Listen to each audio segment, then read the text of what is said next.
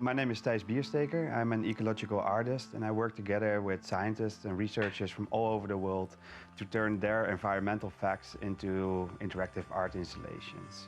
Basically turn their facts into feelings. So at the Barbican, we're one of the centerpieces at the new show Our Time on Earth. And in the public space, a giant sculpture of wither crawls out of the ceiling, basically invading our space as a reminder that the deforestation keeps going on day after day after day. So when people walk by, they can hear the clicking sound from a distance because the artwork, it makes a clicking sound. And as they approach the piece, they can see every leaf disappearing. Normally they are enticed and they walk around and they look at it, but then they see the underline that every leaf that is disappearing is marking the loss of 128 square meters rainforest being cut down right now. I can always see the same reaction. So they approach it, they get enchanted by the visual aesthetics of it, and then they get the meaning and they sink it in and they stay with the piece, seeing how fast the deforestation is happening, connecting that with the facts that basically they read every day in the newspaper, but now they've experienced it in an emotional way. I think technology and nature aren't that far apart.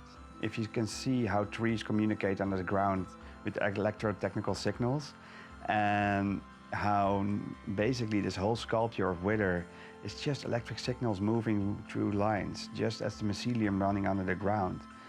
What I love about using these technologies to emphasize and uncover and unhide nature and their systems is that it's a really powerful way of where we can see our future, which we call technology, and where we combine the eldest indigenous knowledge that there is.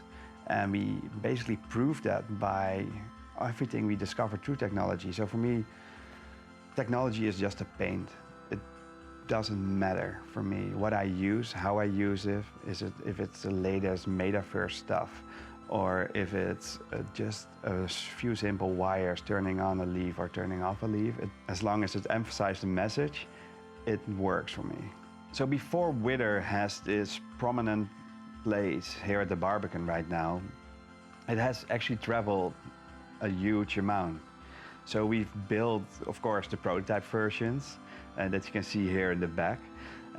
But after that, we made modular versions, so they can be assembled in different locations all around the world. So we don't have to make one artwork in one place, but we actually showed it in Dresden in an old palace, or we showed it on a conference where we had a talk with the boss of UNESCO, where we could have a conversation piece. So at these important moments in history, basically, it stands there, it makes its mark. And I believe this show at the Barbican, it has that same place. That's why it's in a public space where thousands of people cross it every day. And I hope it just provokes 1 or 2 conversations a day.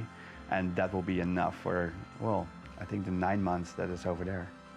So the moment we're building up is where we put this giant steel iron frame 12 meters above the ground, with people handing it over and putting it in, and working together as one team to orchestrate this sculpture up there.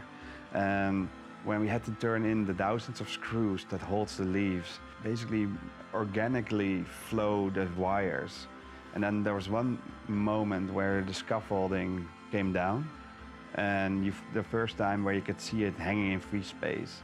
And then it had that feel that you sometimes have with caves, where the light comes down and where you can see the vegetation coming down, and then it just hangs there, and you know that moment where you're like, this is the perfect location for the perfect work for this message.